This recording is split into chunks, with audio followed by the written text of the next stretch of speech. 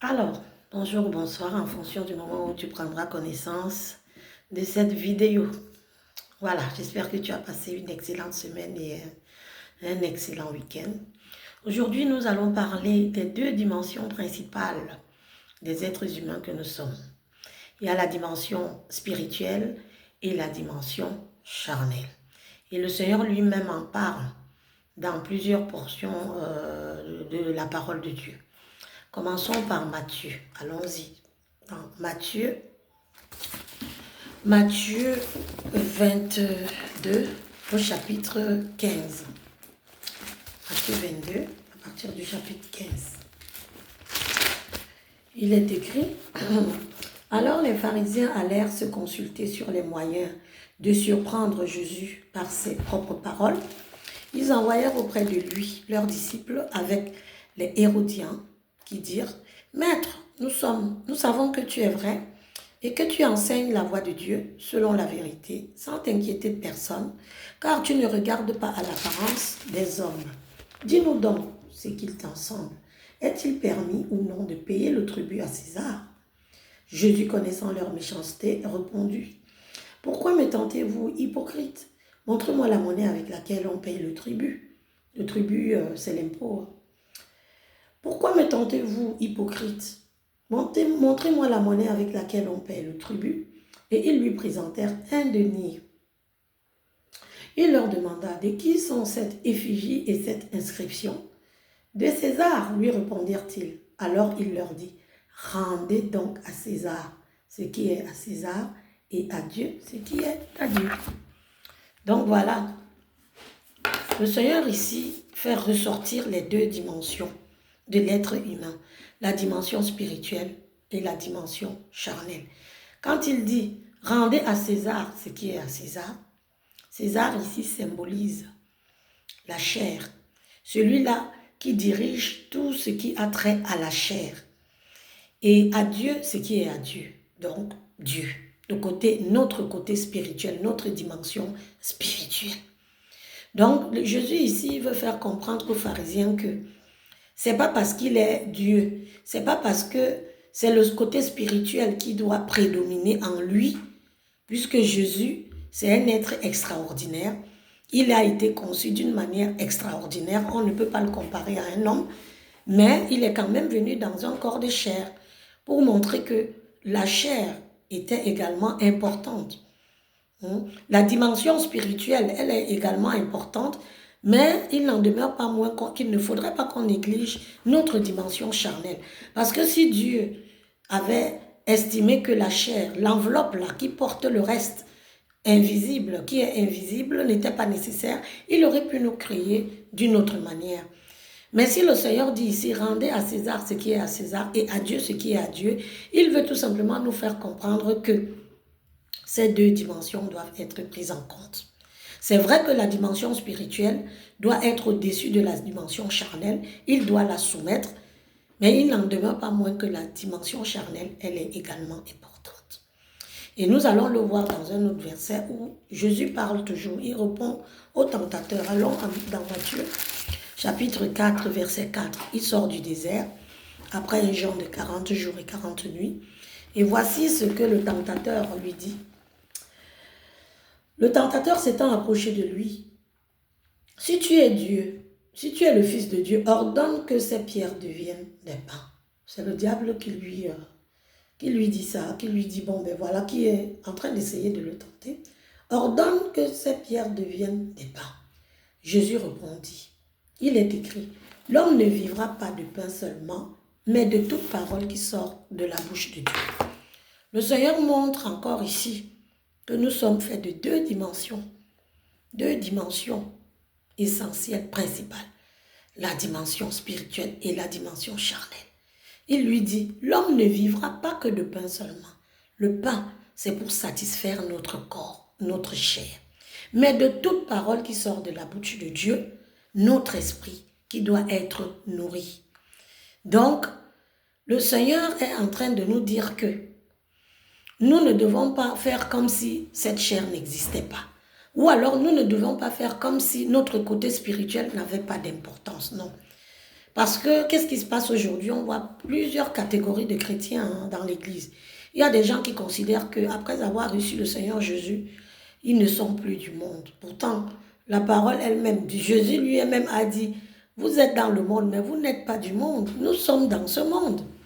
Le monde symbolise en quelque sorte la chair. Et aussi, quelque part. Donc, le Seigneur est en train de nous montrer que quand on a cru, quand on l'a accepté comme Seigneur et Sauveur, oui, nous allons marcher avec lui, nous allons passer beaucoup plus de temps avec lui, mais nous ne devons pas oublier la chair. Parce que la chair, c'est vrai, elle peut nous pousser à vouloir, elle a des désirs qui sont souvent contraires à ce que Dieu veut. Mais ça ne veut pas dire que nous devons la négliger. Non, nous ne devons pas négliger notre chair. Nous devons nous en occuper, conformément à la parole de Dieu, bien sûr. Parce que si nous nous laissons complètement guider par la chair, nous risquons même de perdre notre salut. Parce que la chair va nous pousser à faire des choses pas possibles. Mais si elle est dirigée par l'esprit, si nous la laissons, si nous la soumettons à l'esprit, tout va aller bien. Parce que normalement, c'est comme ça que les choses devraient se passer. Il y a des chrétiens qui croient que non, après avoir cru, non, la chair, ça ne compte plus.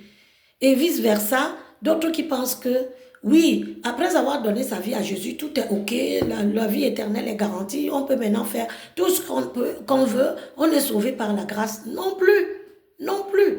Le salut, il faut l'entretenir parce que c'est jusqu'à la dernière minute.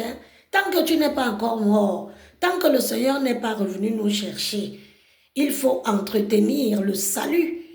Parce qu'on peut le perdre. Je suis de ceux qui pensent qu'on peut perdre son salut en faisant n'importe quoi. Donc nous devons rester éveillés, à nous battre, à rester dans la parole, à nous comporter selon la parole, selon la volonté de Dieu. Nous ne devons pas nous dire que, oh, comme on a cru, ça suffit comme ça. Le jour où on s'en va, ou si le Seigneur arrive, nous sommes sûrs que nous ferons partie de ceux-là qui vivront éternellement avec Dieu. Non. On peut perdre le salut. Donc, la chair et l'esprit, les deux, ces deux dimensions vont ensemble. Il n'y a pas lieu de négliger un au profit de l'autre, non. Mais c'est l'esprit qui doit dominer. Elle doit soumettre notre chair. Oui, notre côté spirituel doit être au-dessus. C'est pour cela que nous devons nourrir notre esprit, afin que notre âme, qui est nous-mêmes, notre moi là, qu'il se comporte de la manière la plus bonne, c'est-à-dire qu'il se comporte conformément au plan parfait de Dieu pour nous. Ce n'est que de cette manière que nous pourrons aller jusqu'au salut. Oui, vivre éternellement avec Dieu, parce qu'il y a deux destinations quand on meurt. Quand on s'en va, c'est soit avec le diable, soit avec Dieu, pour la vie éternelle. Mais ayant accepté le Seigneur Jésus comme notre Seigneur et Sauveur, nous espérons vivre éternellement avec Dieu. Donc voilà, le Seigneur est en train de nous dire ici que ces deux dimensions-là de nous doivent être prises en compte. Notre dimension charnelle et notre dimension spirituelle. Si à ce niveau-là, nous ne faisons pas ce qu'il faut, nous perdrons notre salut. Les deux vont ensemble. Parce que si on reste seulement dans la chair, eh bien l'âme va pécher. Parce que il y aura pas, l'esprit ne sera pas nourri pour amener l'âme à faire ce qu'il veut. Parce que l'âme, c'est le siège de notre volonté. C'est elle qui nous dit fais ci, fais ça. Et si l'âme là est loin de la parole de Dieu, et si elle n'est pas nourrie, et que maintenant la chair prend le dessus, elle sera jugée et elle perdra. Oui, elle perdra et elle ira vivre, passer l'éternité avec le diable. Donc le Seigneur veut nous rappeler ici que nous sommes faits de chair et que nous avons un autre côté invisible qu'il faut entretenir en même temps que nous entretenons la chair. Et que ce côté invisible doit prendre le dessus. Ce côté-là qui doit être connecté à Dieu, qui doit écouter la parole de Dieu pour pouvoir soumettre la chair, nous ne devons pas le négliger. Donc voilà ce que je pouvais dire. Il y a beaucoup de choses à dire sur ce verset de rendre à César ce qui est à César et à Dieu ce qui est à Dieu. Mais j'ai pris juste un aspect pour essayer de démontrer que Nous avons deux dimensions essentielles, notre dimension spirituelle et notre dimension charnelle, et que nous devons nous en occuper conformément à la parole de Dieu. Si tu as été touché par ce message et que tu veux rejoindre la famille de Dieu, je t'invite à faire cette prière. Tu peux fermer les yeux. Seigneur Jésus, j'ai entendu ta parole et je te dis merci de m'avoir permis de tomber sur cette vidéo. Il n'y a pas de hasard. Si tu l'as permis, c'est que tu voulais que j'entende ta voix. Je l'ai entendu, Seigneur.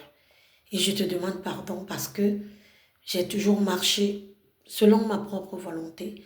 Je n'ai pas cherché à connaître la tienne, ni le plan que tu avais pour ma vie. Et pour cela, je n'ai pas arrêté de pécher contre toi. Je te demande pardon, sincèrement pardon, Seigneur. Et je te prie de venir prendre ma vie.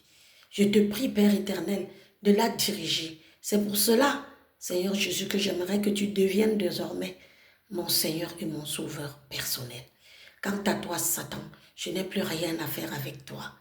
À partir de cet instant, je renonce à marcher avec toi, au nom puissant de Jésus. J'entre en nouveauté de vie avec le Seigneur. Au nom de Jésus-Christ, j'ai prié. Amen. Voilà. Si tu as fait cette prière, tu peux commencer à lire la Bible. Je te conseille de commencer par le Nouveau Testament parce qu'il est plus accessible pour les personnes qui débutent. Et puis de chercher un endroit où tu vas écouter la parole de Dieu parce qu'il faut que tu nourrisses ton esprit. Donc, tu peux aller sur YouTube. Il y a des hommes de Dieu là-bas. Je conseille souvent pour ceux qui commencent Rénal Banquier, qui était un grand évangéliste qui nous a quittés.